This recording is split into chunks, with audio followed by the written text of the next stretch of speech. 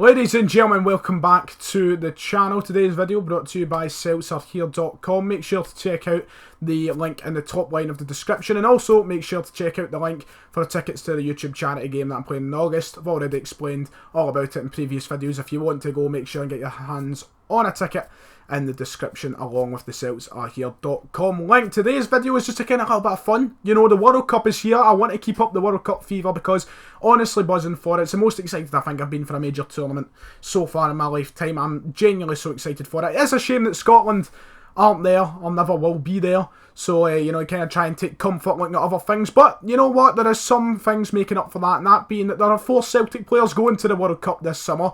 And obviously these aren't players who are going to be game changers to the tournament. These aren't players that are massive to their countries. They're not going to have the same impact as a Robert Lewandowski to Poland or a Thomas Müller to Germany. You know, anyone along those lines. But you know what, Celtic players have worked hard over the last couple of seasons under Brendan Rodgers since the end of the last major tournament, Euro 2016. Fuck. And, you know, they've been fighting for places to get into their national team spots for this tournament. Now, we would have had a lot more players there at the tournament if Scotland managed to qualify, but obviously we didn't. So, you know, a big chunk of our players who could have been going are left at home now getting ready for pre-season. But there are 4 players who have managed to work their way, and well-deservingly work their way into getting the World Cup spot. So 4 players I want to talk about, and 4 players that I want to talk about their impact to their teams, what I think they could do at the tournament, should we expect any surprises from them, and also the kind of impact it has on Celtic heading into pre-season, heading into European qualifiers, and even for the future. You know, if Tom Rogic, the first player to come to mind, if he has a big tournament like for Australia and puts in some great performances, looks really good, how does that affect us moving forward? Does his price tag dramatically rise? Don't know. We'll talk about each player individually, and we're going to start with the players who I don't feel like will have as big an impact for their country. I mean, really they're all going to have a similar sort of impact, but the first player, Dedryck Boyata, who surprisingly got his spot for Belgium. And I know I come onto the channel and I do kind of voice discontent towards some of Boyata's performances over the year. You know, he does have that mistake in him that sometimes it just puts me right off him. But honestly, the guy deserves it. He has worked really hard over the last 2 years. He's got his place. And you really can't take that away from him. Now, out of all the players that have been chosen from Celtic, he's got the biggest chance of bringing back a medal. He's the biggest chance of bringing back a World Cup medal. And it would be the first Celtic player ever to do it, I'm sure, which would be insane. Belgium do have a strong chance of going far into the tournament. Now, whether or not Dedryck Boyata will have a part in that is a completely different story. Now, I think Boyata has a chance of maybe making an appearance for the fact that they've not got the hardest of groups. England, the toughest opposition, they've got Panama and Tunisia, and that's not me wanting to write off Panama and Tunisia saying they're crap teams or whatever, because at the end of the day, they made the World Cup. But, you know, maybe they're the sort of teams where Roberto Martinez will sit back for Belgium and say, do you know what, let's rest for Tongan, let's rest Alderweireld, let's, I butchered his name there, Vermaelen, let's rest these players. Let's give Big Dedro a chance. Maybe that's the sort of game, and maybe he will get an outing at the World Cup. Maybe he will get a performance against the likes of Panama, which would be massive for him. He has worked so hard. I mean, when Brendan Rodgers first came into Celtic, the guy was hopeless. And yes, he still has that odd mistake in him, and sometimes I can be very overly critical of him, and I still think we can improve on him in the Celtic team. But, you know, he's deserved it, and he's worked hard enough to get his place in this team, and best of luck to him at the tournament. I hope he does get some game time. It'd be great to see him get into a team the size of Belgium. You know, they're one of the biggest teams at the tournament with some of the greatest players in the tournament. So for him to get into that lineup for any game, whether that be Panama or England, or moving forward into the knockout stages, I think it'd be massive for his career. And, you know, it could really propel him. Maybe big teams in England will look at him. I would like him to stay at Celtic. I feel like we do need that defensive depth. But, you know, it could be a big tournament for him. Yes, he's probably got the lowest chance of getting game time out of the 4 Celtic players going.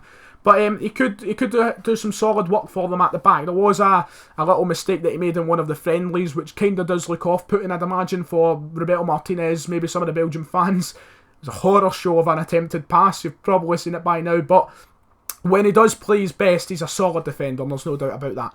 And sometimes it does seem hard to get his best out of him, but a competition this magnitude, then Dedryck Boyata really can put in a solid performance. The second player, a player that sometimes we do wonder whether or not he's still playing for Celtic, is Christian Gamboa. But this tournament could do a lot of good for him. Could do a lot of good. Brendan Rodgers brought him in as one of the first players that he signed back in 2016. It's been very confusing because he's never really got a place in the team. And you'd think that Brendan Rodgers signed him because he likes him, he has a liking to him, he's worked with him before. Did he work with him before? I can't remember. But, you know, you think Brendan Rodgers might have had a liking to him and he might have easily got a place in the team, but no, he's had, you know, varied chances here and there, not really any consistent starts, even with Lustig playing in poor form.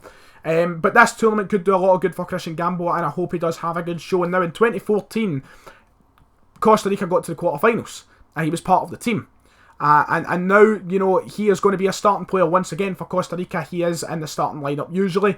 He's been playing the friendlies, and he'll probably play in the tournament. And if he manages to put in some good performances, it could do a lot of good for him to try and get back into the Celtic team and try and get some starts next season. Maybe Brendan Rodgers will look closer and say, look, this is the World Cup, this is the biggest stage.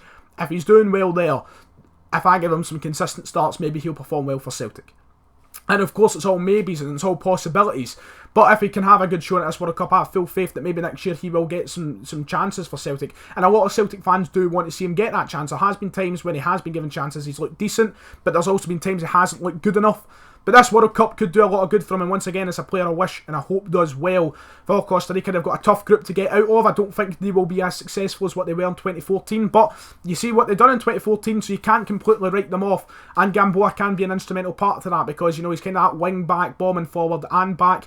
He can get some assists in him, he can get some, you know, some nice moments there, some flair on that right hand side. And some positive performances can propel him to bigger things within the Celtic team. One of the players who'll probably get the most game time here out of all the players. I think the three players that I'm left to talk about, you know, obviously Gamboa being one of those three, they're going to get similar game time within this tournament.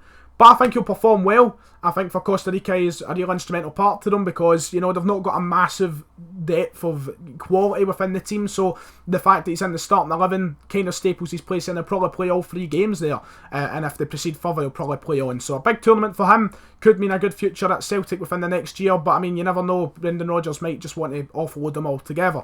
Mikael Lustig, the third player, a very dodgy season for Celtic. There was times where, you know, you're looking at him and going, right, he's still got some form of quality there, but then the majority of the season, I think a lot of the Celtic fans took the same sort of approach towards the opinion of him, and that is that he's past it. But he's managed to make it into the Sweden team.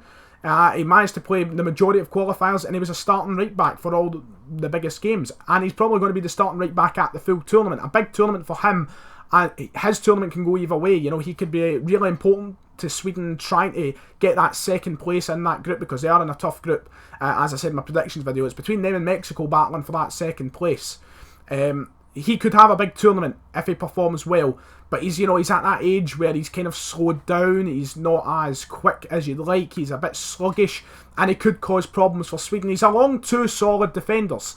Beside him, he's got Grankvist and he's got Victor Lindelof, who are 2 solid guys, 2 players who, you know, have to do a big job for Sweden. So Lustig has to do his best to also do a big job for Sweden, because if they want to get through in that second place, defensive performances is what's going to matter, because you've seen it when they played Italy, when they were up 1-0 in aggregate and they drew 0-0 over in Italy. It was a fantastic defensive performance. They kept Italy from scoring goals and ultimately got them through to the full tournament. It got them through to the World Cup, and that was because of how good the defensive performance was. This tournament is going to be a lot of defensive football, I imagine, for Sweden, and Lustig is going to be instrumental to that, because he's going to start. He's the starting right back for the team. I don't imagine they'll bring in Valquist. I don't even know if he was taken. So Lustig has got a big tournament ahead of him, and I think he's got a lot of proving to do, because there is a real risk of him getting replaced at Celtic, I would say, because after this past season, I think there was warning signs, there was alarm bells ringing, and not only the Celtic fans' heads, but maybe Brendan Rodgers' head, to saying, maybe Lustig does need a little bit of time on the side. Maybe it's time to bring in someone else. He is getting older. This will be his last chance at a big tournament. I imagine he'll be hungry to do well, and I hope he does do well, because I've always loved Mikael Lustig. I love his personality. I love the passion he brings to Celtic, and he'll take that same passion to Sweden during the World Cup, and he could have a very big tournament. He could, if he manages to just buckle down, don't make silly mistakes, because he can make silly mistakes. He's one player that's bad for it. He needs to keep his mind in the game, stay focused, and he can have a good tournament. He's got 2 solid defenders beside him. He's got good men going forward, and Emil Forsberg. I think if he can nail this, maybe it buys him a bit more time as a starting right back at Celtic, and maybe some fans aren't happy with that. Maybe they do want to see him being replaced, but hopefully he does have a good tournament. I don't want to wish bad upon anybody, of course not, but also it gives a good name to Celtic players. So Lustig, See what he does. I hope he does have a good tournament. The T-screens went off, that's why it went dark. The final player, and it's the player who could have the biggest impact out of all Celtic players in the tournament. The one and only, we all fucking love him. There's not one Celtic fan who doesn't. It's Tom Rogic. He is going to be maybe Australia's best player in the tournament. If he can get anywhere near the form he gets in the big games for Celtic, he could have a real breakthrough tournament and show some strengths to bigger clubs, to bigger audiences. It's all about, you know, Australia have got a tough gig. They're not the best team. They've got players who are aging, Tim Cahill, Mel Jedinak. They've not got the best team, but if he can hit some strides, get some goals, get some just nice creative flair-filled moments, he could really show his worth to a big audience. And that's positive and negative for Celtic, because obviously that means then clubs will be interested in taking him, but he's on a 5-year deal. Think of his value if he has a very good tournament this summer. Think of the transfer value. Up and up and up. This is the kind of stage he needs to perform in and show his absolute best football, and I have full faith to do it. I've got him in my dream team. I think in those 3 games, he's going to be Australia's best player, and he'll be a real good player to watch. I think if you're watching this and you're not a Celtic fan, and you don't know a lot about Tom Rogic, and you want to watch Australia, keep your eyes on Tom Rogic. I think in those 3 games, he could be a real big part, and he could really blow away a lot of people and take them by surprise. If he can just hit his best game, and we've seen his best game for Celtic time and time again, and they're always in the biggest games, the Old Firms, the Cup finals. If he can just hit those moments in the World Cup, he can look really good on this stage. He can really take a lot of people by surprise, and I'm hoping he does. I'm really hopeful for the tournament that Tom Rogic can have.